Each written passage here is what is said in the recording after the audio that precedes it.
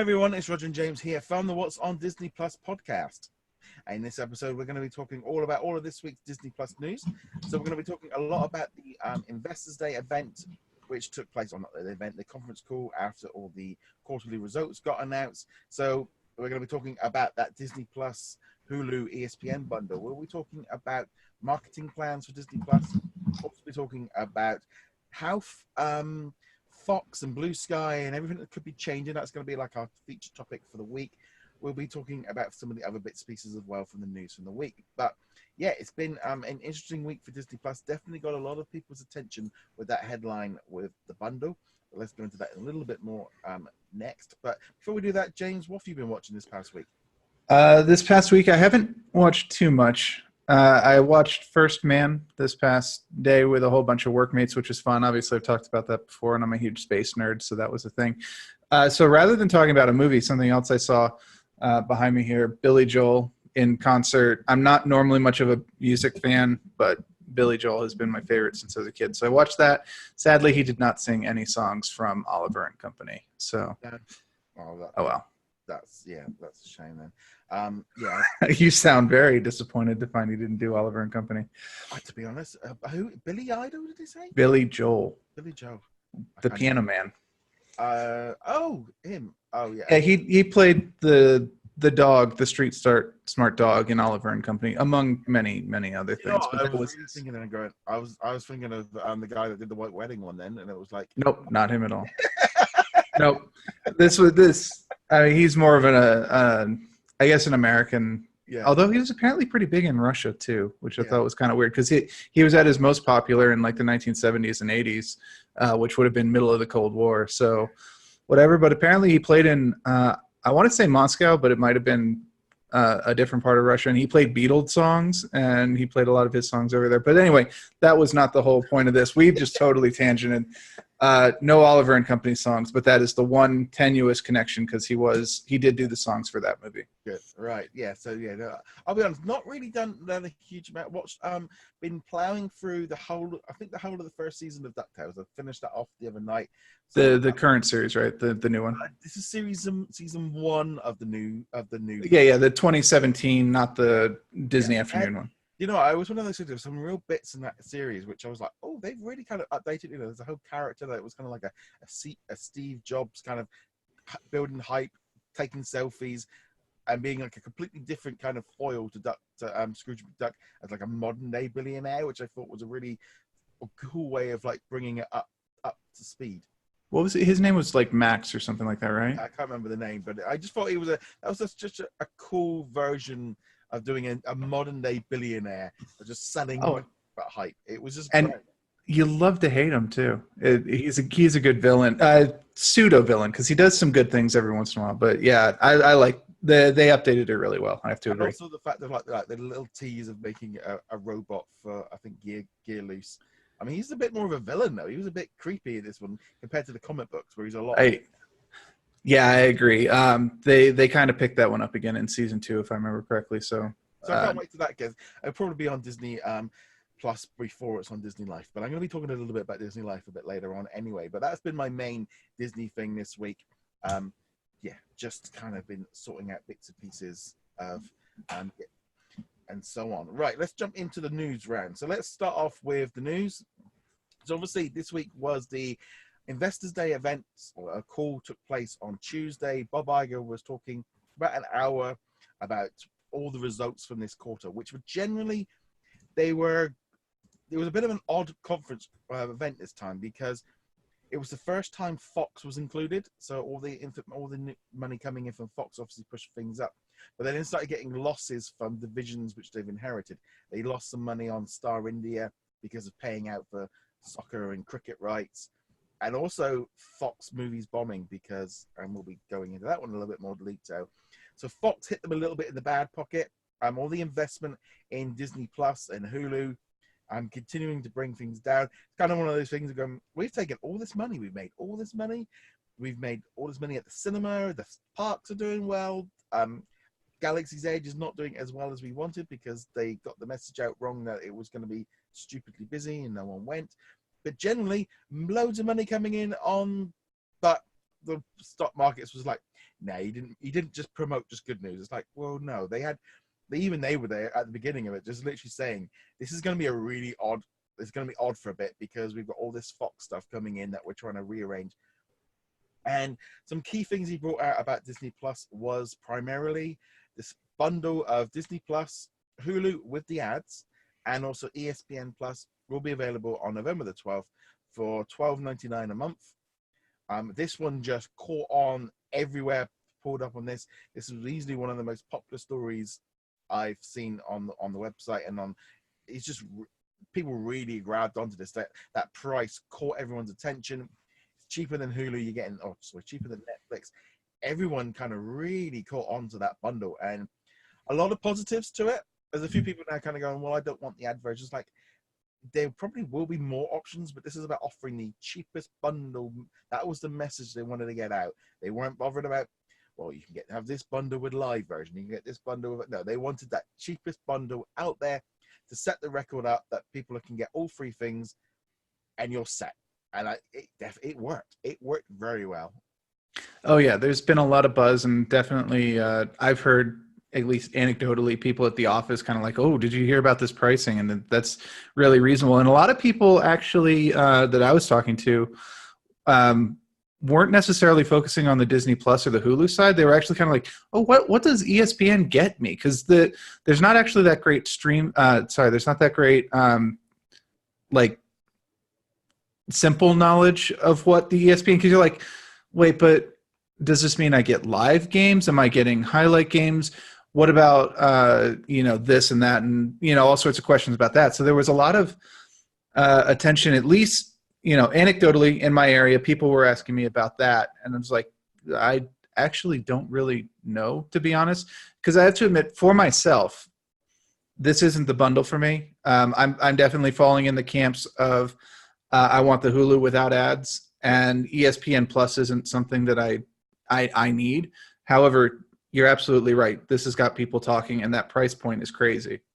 Yeah, the thing is, it's like that price point is like you've got all your entertainment from Disney all in one bundle, and I think it's smart. Like a lot of people say about bundling it all together and put it into one package. It's like, no, because they're kind of giving off this impression that you're getting multiple products for the same price as, say, Netflix. And go, oh no, you're actually getting 3 different streaming platforms.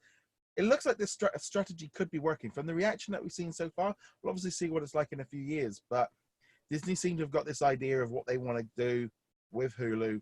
And yeah, I do think they're going to offer more options, but they want to make it, they talked about wanting it to be the most basic option possible and make people to be able to sign up as easy as possible. They might have these options of like ad-free versions afterwards, but they want to make it simple. I think that they'll at least have 1 or 2 bundles that are ad-free. You'll just pay more for them, obviously. One other thought about this was, with the announcement, or the kind of pseudo announcement over the last couple of weeks, where people have been compiling like the full launch list, and people are going, oh, that's not actually as big as we thought it was. I mean, granted, they actually haven't properly released the list, but what people have pieced together isn't that huge. Having a bundle like this, you can go, yeah, Disney Plus, maybe it doesn't have as many titles as you were expecting, but here's Hulu. And Hulu, what's on Hulu. Hulu's already got a massive library from all the years it's been in service. And now you're paying the Netflix price or less for Hulu, and then you get Disney Plus on top of it. That also got attention as well. Yeah, I think that was definitely good. I mean, they did mention about the launch stuff. There's going to be about 300 movies, about 4 Marvel movies, which is still crazy about that what's going on there. That's really it keeps biting them in the butt, that one. And there's only going to be 4 because of deals with Netflix and other companies that they've not sorted out yet. It will be rising by the end of the year. There'll be another 8 by the end of the first year. All the ones on Netflix will be gone and on Disney Plus. But there are some issues with some of those earlier titles with other companies. I think pretty much all the Star Wars movies bar Solo and The Last Jedi will be on there. So you've got at least 6 or 7 movies or 7 movies on there. You're going to have 17 Pixar movies. There's a couple missing, things like Incredibles and I think Coco. I don't know, Coco might not be on, but those will be on there eventually within the first year. And then there's about 240 or 270 live action movies. There's going to be about 70 animated movies. There's going to be a lot there, and that's all going to be right. There's going to be at least another 100 movies added within that first year. So that brings you up to about 400 movies. There's this kind of lot of this people going, well, it's not got every movie in the back catalogue, which he said. It's like, no, but his quote was, they would have almost everything from the library within the first year. He was very clear on that when he mentioned it months ago. It was everything he said has been about within the first year, because that's when things get a little bit better. So I'm still looking at this list going, there's a lot missing. There's a lot of stuff missing from this library. There's all these people asking for some really obscure back catalog stuff, which I think are going to be disappointed because it's not going to be on there. And I think this is going to be a thing of they are going to be adding back catalog content for years to come. They are planning a slow drip feed of classic content onto this. It's not all going to be there on day one. No, absolutely not. And I mean, we can want certain things, but sometimes we also don't really know what we want. Obviously, we want as much as possible. We want as many movies. We want the Marvel movies. We want the Pixar movies. But also, it means we wouldn't have much to look forward to for a while as well. So it's not ideal either way. And I generally side on it'd be nice to have the movies because more options is good. But it's not like it's the end of the world, and it's not like we're never going to get the movies. The 1 year thing. Sorry, go ahead. There's also that thing as well as some of them, the old stuff that's being brought up. Some of them have to be brought up to HD quality. They have to be digitally enhanced, because if they aren't very good quality, they won't want to put that out there. But there were some other things that were mentioned during that, which again, a lot of publicity about this one. 4 new Fox titles are being reimagined for Disney Plus. Now it's strong. Now I listened to that event twice. I listened to that conference call twice this week. Bob Iger never mentioned movies or TV series, so we need to keep that in mind. He just literally did a throwaway line about remaking Home Alone, Cheaper by the Dozen, Night at the Museum, and also Diary of the Wimpy Kid. Now, Home Alone was the one that was a remake that I think pushed the internet too far. It was like, even Macaulay Culkin himself tweeted an image of him sat there as an adult, in a right state being home alone, to kind of taking the mick out of it. And I was just like, yeah, people are not happy with this Home Alone remake. The other ones, I'll be honest, I think A Cheaper by the Dozen and A Night at the Museum, and even Diary of the Wimpy Kid, they haven't got the same thing, and they probably could work as TV series. Home Alone, I don't think could work as a series. I don't even think Home Alone will work as well as it would do then because of the internet. It's like, oh no, we've lost a kid. Hold on, let me ring him. Yeah, okay, right, we've got an Uber on the way. It's like, that's the entire movie done. I mean, yeah, it was a different time. There was different technology. It was entirely plausible that you would go to the airport without your kid. I mean, okay, maybe not likely, but you could definitely see it because it wasn't the same. TSA wasn't the same. Yeah. And then if you did forget the kid somewhere, they've got no way of contacting you. There's no cell phones. There's no internet. There was email, but most people didn't have it. And it's just like, yeah, you're kind of stuck there, and now you're plane, you can't get out because it's frozen in. I mean, sure, that one can still happen, but yeah, but I mean, the plane would take off about doing a head count. I mean, just now all the stuff. It just would work. I mean, it just couldn't happen. They probably would have had webcams right around the whole house to be able to watch everything coming in. The house would be so secure with things that it's just a thing of like the movie can't to be remade for now would be so hard. I hope and then if they do make it as in the 80s or something like that, modern kids will be going, well, they just pick up a phone. I don't know. It's the Home Alone one was a little push too far. This could be years away. True. I will say though that I think that shows like Stranger Things and stuff like that do show that people are willing to are still willing to go with there were no cell phones. Granted, Stranger Things is not a kid's show, but I think kids are more willing to be like, oh yeah, things were different back in the day. But Mom and Dad talk about it, but that's not an argument to have Home Alone, I think.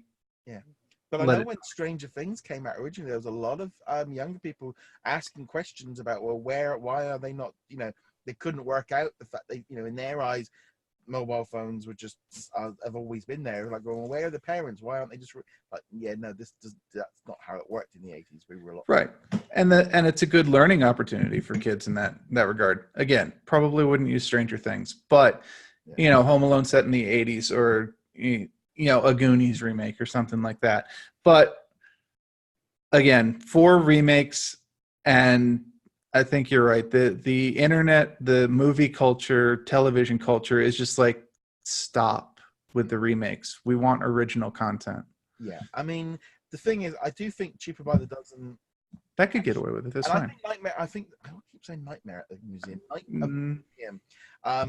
If you think of it, if you went to like each exhibit and they each had a story and they each were telling you about it, it could work quite well. I think as a TV series, because of all the I think of like going around my museum of like, you should go to a particular thing and that tells a story, and that could kind of interconnect a little bit more. But that really kind of caught people's attention. There's whole thing really of remakes, because Lady and the Tramp, we got to see some new images of dogs from them, and then a lot of people didn't know about this movie and then go, no, another remake, it's another Lion King. You're like, go, no, they use real dogs in this.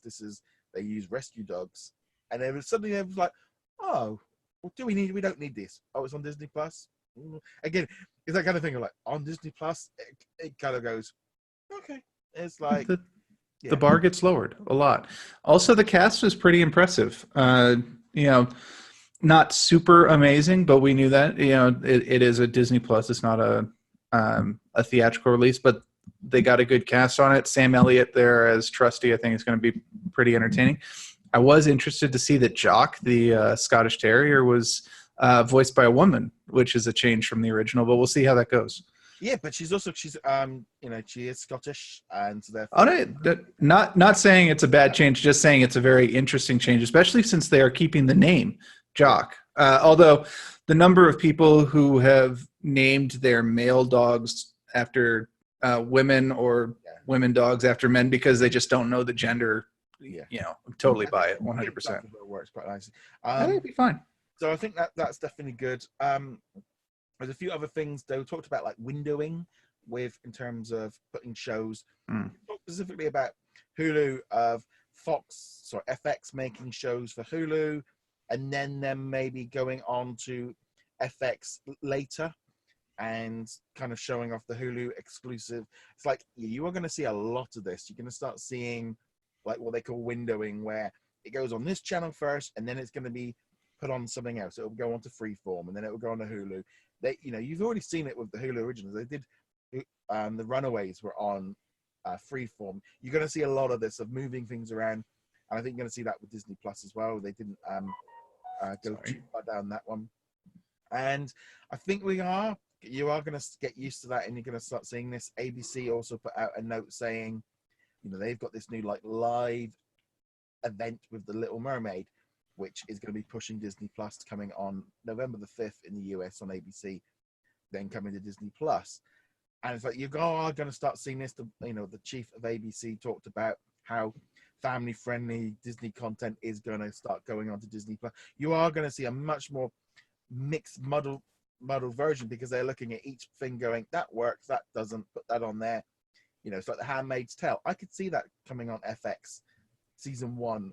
They're going to use this content. They're going to start moving things around, because they've moved the original content from Hulu is now underneath the television studios department, and everything's all being intermuddled, and they are looking at it going, nothing is going to be siloed. I think that you're going to have originals and you're going to have windows, but you're going to see a lot more of this kind of thing going forward, which I think is probably a good thing.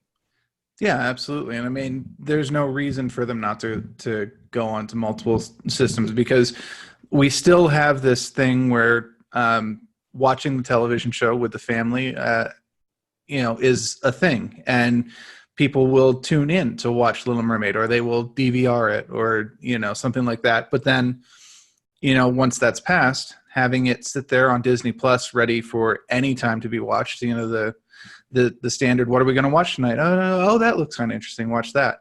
and then that way they get both markets. Now, both markets might be slightly smaller than if they did one market individually. Like if the TV was the only way to see this, at least for a year or whatever, more people might tune into it. Or if it's on Disney Plus only, more people might just watch it there. Yeah. But overall, you're going to have a bigger exposure. I think as well, I wouldn't be at all surprised if there's like a year or two later kind of spread out. They were very much open about this thing of the television model, what they've got now. They have to still give reasons for people to tune in for television. They're still making shows for television. But he also said they have to, and he used this word pivot, because he's not just moving sofas, but it's that thing of they need to be able to pivot the business depending on where they're going, because I think some statistics got released this week showing that streaming is now on par or just about to overtake traditional television. And this whole push from Hulu and Disney Plus is because they see that traditional television is dropping away and they needed to get a horse in the game. And also, but they still have to keep that, the money's still rolling in. They've still got, like 90 million people watching Disney Channel. They're not just going to turn the tap off straight away. Now, at the minute, they've got to basically sit on that fence, and now they're looking at exclusives one at a time, going, well, we give that one to this one, and we'll give this one to that one, but then we'll flip them over anyway. But traditional television is just dropping off year on year, and they know that, and they're ready for that drop. That when television might become the secondary outlet because not as people are watching, but all these different cable companies and stuff are paying for these channels, and if they start feeling they're all doing like negotiations and stuff at the minute. If they feel like they are playing second fiddle and the advertisers are going, well, what's the point of us advertising on your promotion when you're putting everything on Disney Plus? They've got a balancing act. Netflix doesn't have that other model. There again, you can look at it the other way of, but Netflix has got one system going. Disney have got money coming in on multiple different platforms, and therefore is a lot less risky. But they are playing that kind of the field of playing one against the other. Yeah, and it's not just a consideration of we need to maintain Disney Plus, we need to maintain Disney XD, we need to maintain Hulu and FX. It's also, they can't bite the hand that feeds them.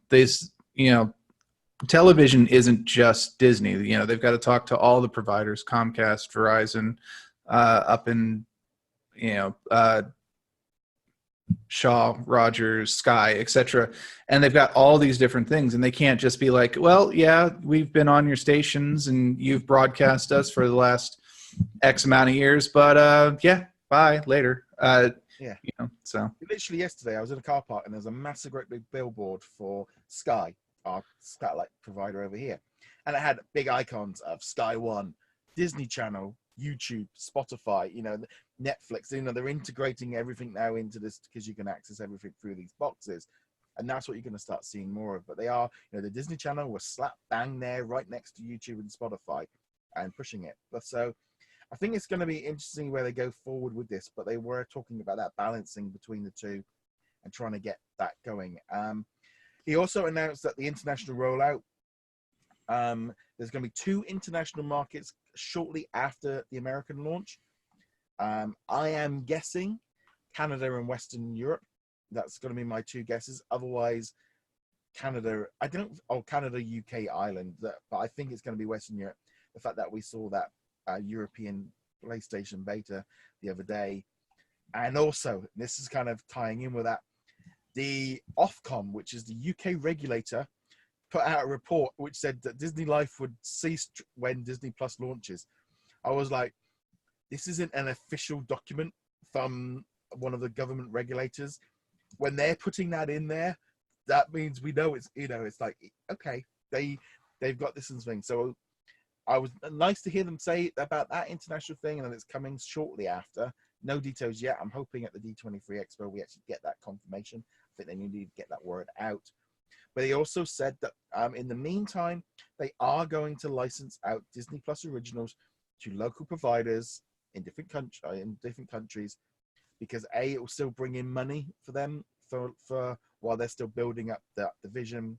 So yeah, fully expect if you're in a country without Disney Plus, The Mandalorian, all these originals, they will be sold probably on short-term deals to content providers, channels, etc., to make sure that the money keeps running. And they aren't just going, well, as a Disney Plus original, we're just going to leave it there.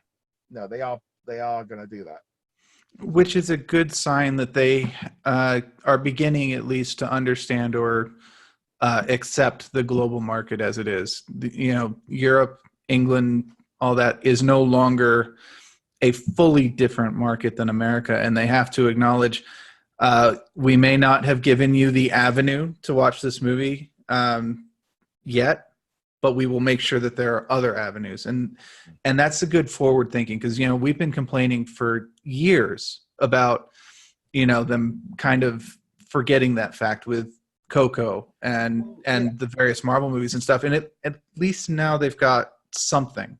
But there's a prime example this week. Descendants 3 was on the Disney Channel in the US. That's right, yeah, of course. Last week, and it's out on DVD as well this week already.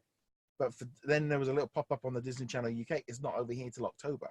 And it was like, why is that? Because the Disney Channel UK was technically a different division. Now they're all being integrated into one big division. We're probably going to see a lot less of this. But even that, it's like, well, why is the UK getting it 2 months later than the US? It's like things like this. You've had all that push from the Disney Channel, all the kids watching all these things on YouTube and all the rest of it, and then we get it 2 months later. And this is the thing that's going to need to change. But it's going to take time. It's not going to happen overnight. No, of course not. I mean, but it's a move in the right direction. That's the point. I mean, not the Descendants, obviously that's what we were just talking about, but what we were talking about before that. So a couple of other quick things before we get into the Fox stuff. Lucasfilm apparently is turning a book called Children of the Blood and Bone, which was being made by Fox, but apparently Lucasfilm have looked at it and they want to make that movie with the first thing that they've made for a while that's not an actual Indiana Jones or a Star Wars movie. They have made lots of movies in the past. There was an animated movie a few years ago. They also made like Willow. They made Labyrinth, but that's not apparently a Disney movie. That's Sony. And they also made Howard the Duck and a few other things. So it's just weird to hear of seeing Lucasfilm, like, because they've been so heavily focused on Star Wars over the years. It's kind of like, yeah, let's let them do something original, do something a bit different. Yeah, and it's good to let them do something else. Maybe it'll like rejuvenate them for the Star Wars franchise as well.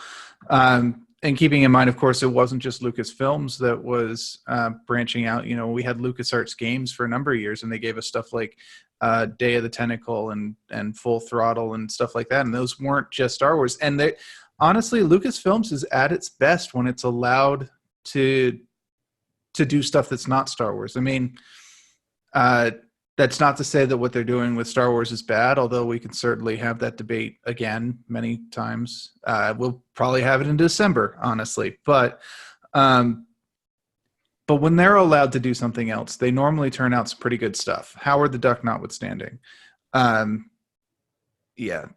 just pretend that the only Howard the Duck was Seth Green from the Guardians of the Galaxy movies and leave it at that. Yeah, I just feel like it's that thing of, I think Disney are looking forward to going, we have this studio, they do other stuff as well, and let them explore that kind of side of things. So at the end of the day, they got these studios, they want them to create stuff. They want, maybe the company going, well, if we're just making Star Wars, then why not just brand the whole company Star Wars if you're going to do that? Right. Like, they're doing Indiana Jones, let them flush it. And I think they are very much aware of this remake because, I see it every time there's a remake announced.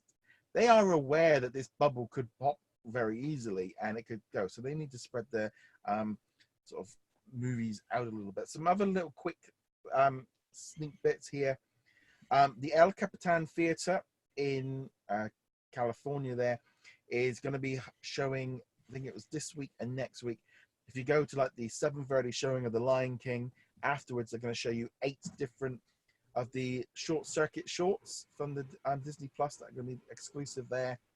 So there's like 8 this week, and then if you go the following week, you see the other 8. I thought this was kind of interesting.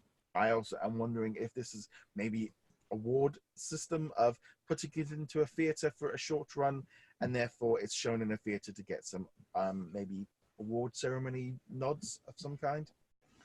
Yeah, I mean that's it's a strategy that Netflix has tried to use a couple of times, where they're like, "Oh, we have these original movies," and the Academy or whoever's like, "Well, it wasn't in theaters, so we will ignore it." And so they started releasing their stuff in short bursts. I think Amazon has done the same. So and Amazon and Netflix are hardly the first companies to ever do this. So it's a tried and true tactic. It normally is a good sign of faith, though. It's normally a sign that the executives are like, wow, we made this movie and we think it's good enough to be in contention, which also gets some word of mouth out about it as well. Also this week, the D23 Expo details of the studio side of things came up, of which Short Circuit is going to have a presentation, which we kind of knew anyway. They kind of went through some of the details, therefore. A lot of them are more about the movies that have been out rather than the movies that we kind of sort of up in the front, because we've got that big presentation which they'll be going through. But nice to see them kind of going in and kind of putting out the information about these movies and stuff. But a lot of the bump they put out about the D23 Expo from their side is old stuff and things about like Aladdin, Avatar, Marvel Studios Pavilion. It's the new stuff is being done up in that presentation, that main on the stage, and that'll be it. But also just a quick note as well for better housekeeping, that weekend of the D23 Expo, the show will be a day later due to all the news. We're just going to push it back a day. So we've got all the information from the event. And finally, on the news side of things, Disney adds some of the top animation and Pixar executives to Blue Sky Studios. This was announced literally last night just before I went to bed to put the thing together. So we've got here Andrew Milstein, who is now the co-president of Blue Sky Studios. He was also in charge of the Walt Disney Animation Studios. They've also brought in They've also brought in one of the Pixar guys as well, Jim Morris. He's now been put in as a supervisory role at Blue Sky, and one of the old co-presidents has left, and so they've replaced him with one of the top ones. And they put out this whole spiel about them kind of wanting to work with Blue Sky. The guy who is still running Blue Sky is going to be the creative side, whereas the Disney guy is going to be running it on a day-to-day basis. But I thought this was very telling, because actually during that conference call, he was talking about the live action side of Fox. Blue Sky never got mentioned once. And there's been this kind of thing of like, oh, is Blue Sky's being put on the back burner? Are they forgetting about it? And I'm looking at this now going, well, you just put two of your top animation guys at the very top of this company. That looks to me very good, that this studio's got a little bit of life in it. Yeah, I mean, there's plenty of reason for them to keep it around. We've talked about it before. It becomes like a nice area where they can put their say lower budget animated films, ones that rely more on story than on super amazing graphics, because not every animated movie is going to be Big Hero 6 or Frozen or whatever, and you don't want to put the full resources into that. Blue Sky has a decent reputation, so they might as well keep using it. Sure that they never built up as like a huge contender within the field, but they were still cranking out moderately successful movies, and it could be good training grounds for upcoming Disney animators and such like that as well. And the alternative is they actually do the opposite, where it's like, no, you've now got to ramp up your quality. You're going to have to up your game. Also true. It could be that, no, we now want this as a third pillar of our animation studio. We can get the merchandise sales, we can get them in the parks. Will we start seeing Disney's Blue Sky Studios? Will we start seeing it the same way we see it with Disney Pixar? I don't think we're going to see it on things like the next few releases, because anything that Disney didn't have their fingerprints on won't have the Disney logo on it. But I wouldn't be at all surprised if they go the other way of actually ramping up on the quality side of things, of going, no, we want this to be a new third pillar. Because you look at it, if they can get an extra animated movie out every year or every other year, that could really help Disney's overall system. Or they could be making stuff for Disney Plus, or just in general, this could really help ramp up their animation side of business. It could still be both, actually. I mean, it can still be the lower tier studio, but still be higher than it currently is. because, like I said, you don't need every animated movie to be just jam-packed with special effects. They can still have them, obviously, but they could be more character focused. They could be more story focused and less spectacle focused, which isn't to say that movies like Frozen or Big Hero 6 were all spectacle movies. It's just they had a certain storytelling requirement to be able to do certain things, Elsa's powers or the superhero powers in Big Hero 6, whereas you can have something more along the lines of Ice Age, which you can still ramp up the animation. You can make it look better, but you're not having to sit there and do a bajillion particle effects and have wizards and witches and stuff going at it.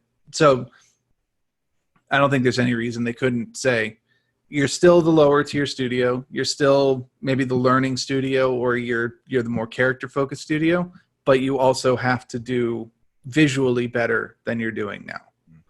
And I think as well, you're going to see the Blue Sky Studios step away from the Fox branding. I think that will just completely become its own separate. The fact that at these like licensing events, Blue Sky Studios has been put on par with Lucasfilm and Marvel, and I think they've got plans for this as a division that they are going to want to use. And I'm really glad that they are using this, because it was almost like thinking like, well, are they just going to shutter it down, because who knows? But I think this would be a good thing. It's like right now, I mean, in August, we've got a load of really like average kids movies coming out in cinemas. They could be quite, it's like, I know they push Spies in the Skies back, but I think Spies in the Skies now probably would work quite well, because there's nothing else. All the kids movies like the Playmobil movie and all these Shaun the Sheep stuff, it would do a lot better than that. But yeah, up the production, get it going. And this is kind of going to tie in with the Fox side of things, because Bob Iger talked about how they are integrating the 21st Century Fox into Disney, and he said it will probably take a solid year, maybe two, before we can have an impact on the films in production. We're confident we're going to turn the results of Fox live action. One of the biggest issues with Fox studio performance was well below where it has been, and well below where we hoped it would be when we made the acquisition, because they lost a ton of money on Dark Phoenix. X-Men. I kind of feel like with that one, it's like, don't base the entire Fox system on that movie. That movie was damned before it was even. That's like, don't put that. I mean, whether or not what they saw would maybe Breakthrough, maybe they saw that one.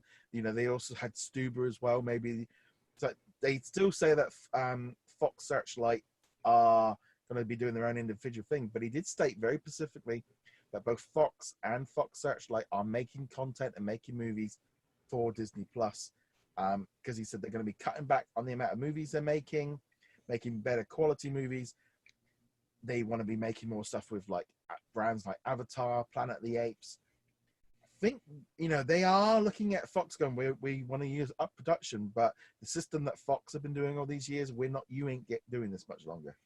Yeah, and it might not even necessarily be like the system of Fox. It's just the movies that they were making were the kind of movies that you don't really need to see in theaters. It's, that old nugget that keeps coming back up. Stuber didn't do that great in theaters. I don't know what the numbers ended up looking like, but I know it kind of fell off the first week it was out. I didn't even know it had come out. Yeah. But it's the kind of movie that would do very well on a streaming service. Is like, oh, that's the guy from Guardians of the Galaxy, and it's a comedy, and sure, we'll watch this tonight. But going to a theater, spending $14 or $15 just on tickets before you even get to the concessions line, no way, I'm not doing that. Yeah, I mean, this is a prime example. The Art of Racing in the Rain is a movie that's come out this weekend. And is it this weekend, really? Yeah. Sorry, continue. I was just like, I thought that was still months off. No, it's coming out. It's out this weekend, and it's a movie like I kind of want to go. It looks good. I'll watch it. But again, it's like, would I go see that at the cinema? No, it's not an event movie, and this is what they're on about with cinemas. But it's a perfect movie, and I think Art of Racing in the Rain will be on Disney Plus. That'll be on Disney Plus much quicker than it will be on Hulu, because it's a family movie. And I think this whole thing about them doing PG and doing stuff away from Disney, they're going to be making stuff. I think the Fox Searchlight stuff, if it depends on where it fits. If it's family, it's Disney Plus. If it's non-family, it's going to Hulu. They're going to mix it up. but there's a lot of things. It's like this Ad Astra. They are looking at all of this and going, okay, let's see where it goes. I mean, he did mention Ford versus Ferrari as a movie that is looking good. I'm just looking here. We've also had the King. Oh, that's what I was thinking of. Sorry, I got Art of Racing in the Rain and Ford versus Ferrari completely mixed up. Yeah, it's this kind of thing of just looking at some of them at the upcoming movies and what, you look at like the past few years worth of movies. You've got things like Alita Battle Angel. You've had Sea of Shadows, The Kid Who Would Be King, Tolkien, The Aftermath, Vice, Favorite, Bohemian Rhapsody. There's been lots of movies in the past year. Some of them do really well, some of them don't. But even just at that lineup, you could look at it and go, well, Spies in Disguise, Alita Battle Angel, and King of the Kid and Missing Link are all good Disney Plus movies. I wouldn't necessarily think them to put Vice or The Aftermath or Bohemian Rhapsody on Disney Plus. So I think they are going to be pushing things around. They are going to be doing pieces. I think they're looking as well of putting things on Disney Plus and Hulu. But it is interesting to see where they're going. He already said during the event, during that conference call, that the Marvel stuff is all under the Marvel now. That's not under Fox. That's all been moved away. But it was like I said, that Lucasfilm movie earlier, that was a Fox movie that Lucasfilm came in and went, nope. Because they've apparently just scrapped loads of movies. They've been scrapping movie plans and moving things around for ages because they are readjusting Disney Plus. Fox. They're moving things around and they're Disneyfying it. They're doing exactly what we thought they would do. As much as they are keeping it the same, they're moving things around to make what Fox movies they want to make. Yeah, absolutely. And I think there was a certain knee-jerk reaction to it where people were just like, oh, they're canceling stuff because they want to cancel stuff. And, oh, it's because you can't insert Mickey Mouse into this or, we can't get it into the parks. But no, I don't think any of the cancellations, announced or otherwise, were spontaneous decisions. It wasn't like, oh, we don't want James Cameron making a third Aliens prequel movie. I think it was they looked at the status of it and was like, no, this isn't in a position that it's ready to be in. There's not a market for this or whatever. There all sorts of factors. And none of these decisions were made lightly. And even if they did cancel stuff, that doesn't mean that they're like, oh, we are never going to do this. Some of them might just simply be go back to the drawing board, repitch it later, and we can talk about it maybe. And also I think the big thing is if they're now looking at Fox going, well, you're only releasing 6 movies at the cinema a year. Fox Searchlight can do a small little independent thing, but we want you now to make the same thing with what Disney Studios go. We want you now to make 6 movies for cinema. We want you to make 6 movies for Disney Plus, 4 movies for Hulu, that kind of thing. So they're still making them, but what suits the budget for a streaming is different to the cinema. They've been very open about the fact that that's what they do. Even Walt Disney Studios are making 4 to 5 movies a year directly for Disney Plus that they would not make for cinema release. I think you are going to see that. They are going to be pushing the boundaries, going, it's like, yeah, we don't want you releasing 10 to 12 movies a year at cinema. We don't need that. We need it on the streaming network. Yeah. I just thought it as well. It's great to hear him kind of saying Fox and Searchlight are both making stuff for Disney Plus. I was like, cool.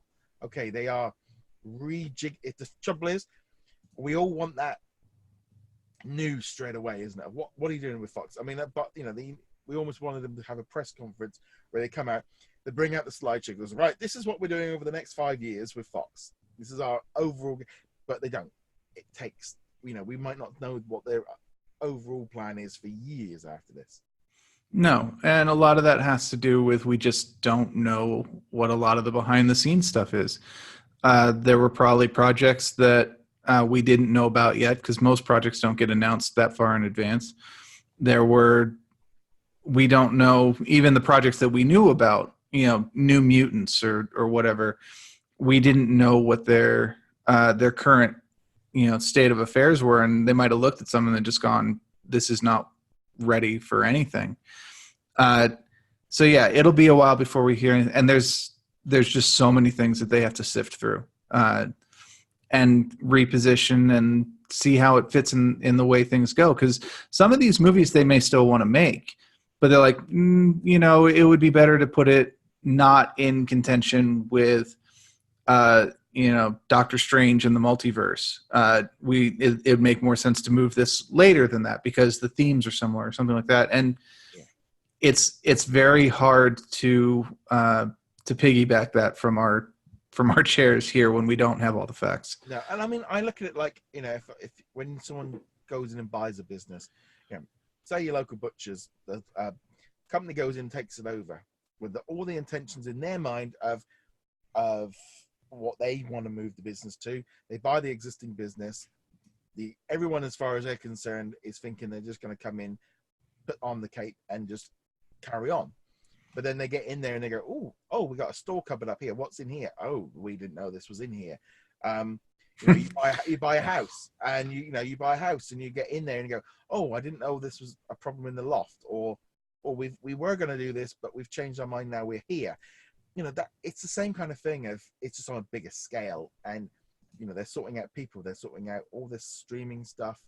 The whole business is pivoting right now. I mean, Disney CEO said that Disney Plus's launch is the most important project that they've ever announced. It's the biggest project they've ever released, and they are taking it seriously. And I think that is the key thing. If everything is changing at Disney at the top end, because they know the market is changing of how we get our content.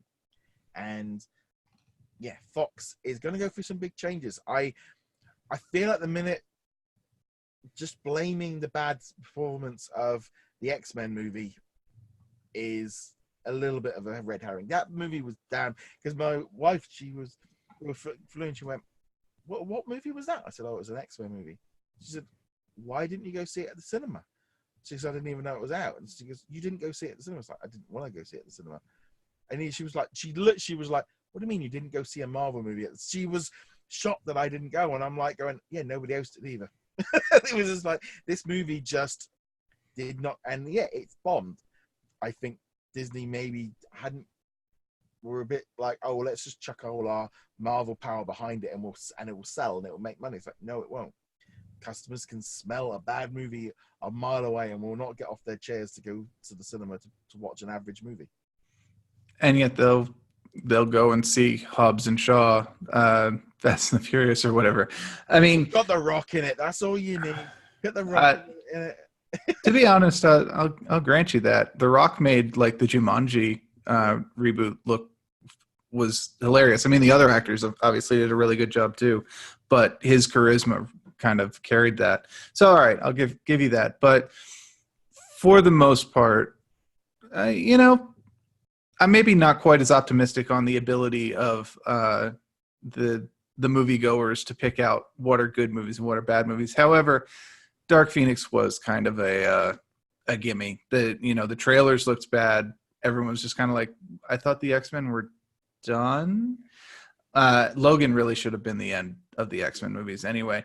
But I don't think that Fox or Disney were at all surprised with the way it worked. I mean, they might say that, because they have to for shareholders. But, they sent it out to die.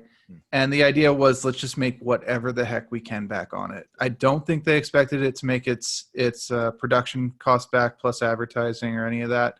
But they wanted something, not just to have it be like, well, we made it, but it was awful, so we hid it away. And at least Disney can always just go, well, yeah, it's ours, but we didn't make it. And, they can just let it go. Well, the real question will be what finally happens with New Mutants.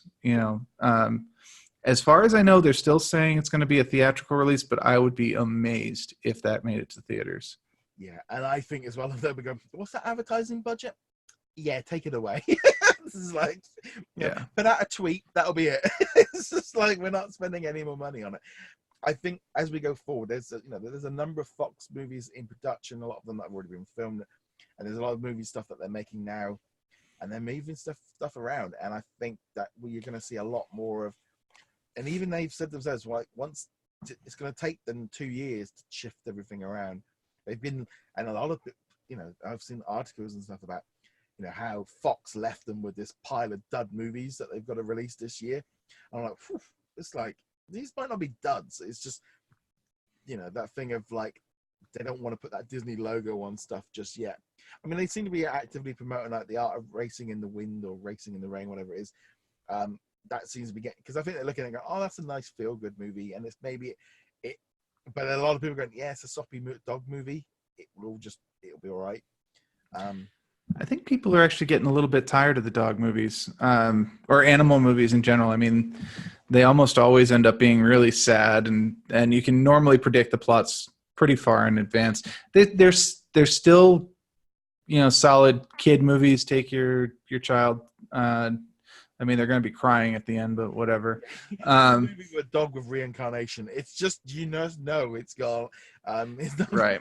Well, but they're safe bets. But I don't think that they do as well as they did. It's been a while since we've had a proper good animal movie, which some executives will look at and go, well, we're due for one, and other executives will go, maybe time to try something else for a little while. But anyway, that wasn't the tangent we meant to go off on. So no, I think just as a whole, really, if like Fox at the minute, everything doesn't change, everything's moving around, and they've got to reposition it. I still think that they are, it's like doing stuff with Planet of the Apes. It's like, I would not be at all surprised. I don't know if they would do another reboot, but I wouldn't be surprised. Well, I think they should finish off what they've got now. The last one, they're in a position now where they they can go back to finishing the reboot off, where that Mars mission that was briefly mentioned in the first movie, and is obviously the Mars mission from the original Planet of the Apes. They can go back and they can have that show up, and they can do that story again.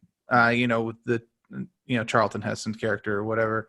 But this time they can hopefully take it from a different angle, where they're like, the audience already knows the trick that this is Earth, and they could maybe tell a different story. And then I would say at that point, okay, let it sit for a while before you touch it again. But they could finish out that arc, because that would bring us back to where we began all those years ago with the original movie. And it was interesting. I got asked this on one of the YouTube comments, was about bringing the Planet of the Apes movies to Disney Plus, and I'm there going, well, I can see the old original, the '60s stuff, like not the new stuff. And then, as they pointed out, they're all PG-13. I was going to say that the old movies, we might have like a little bit of a nostalgia filter on them.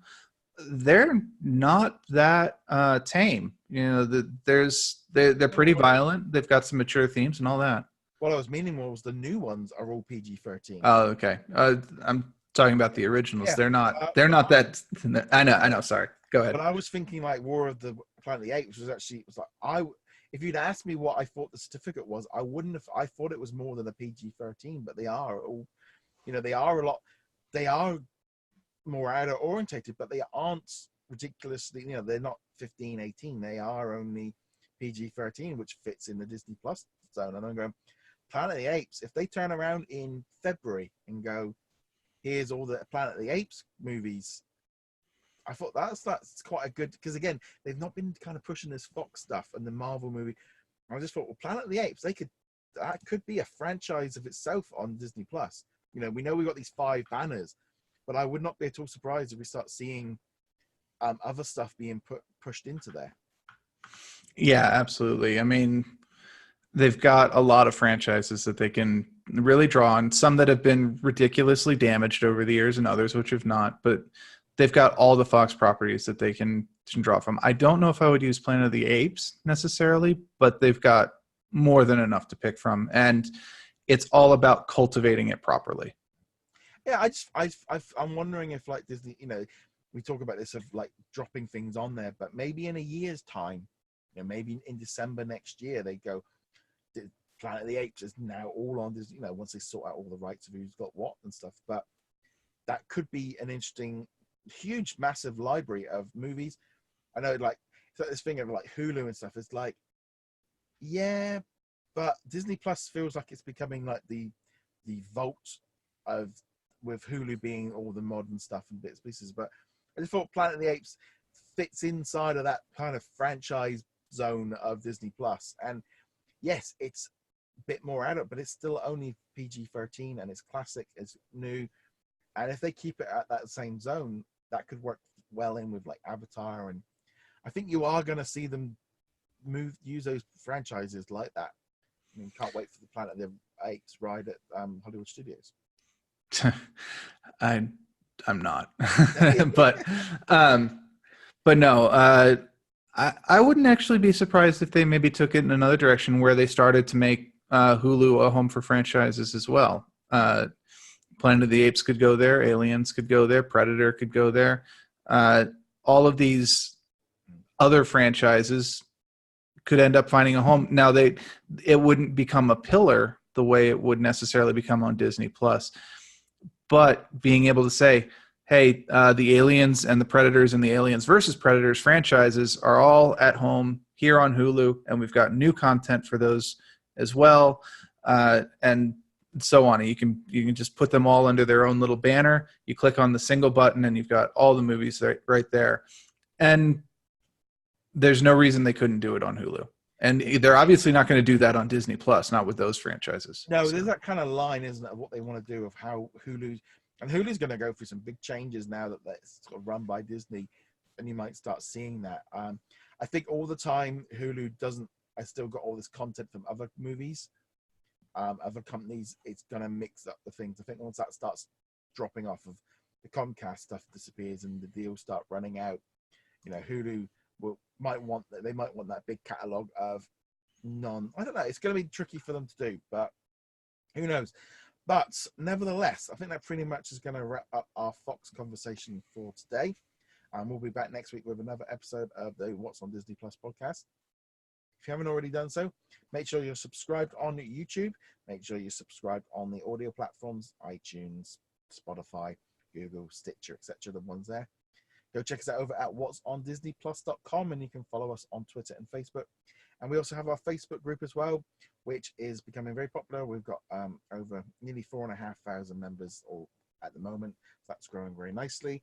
So feel free to come in and join the conversation. James, thank you very much. And we shall see you guys in another video. Later.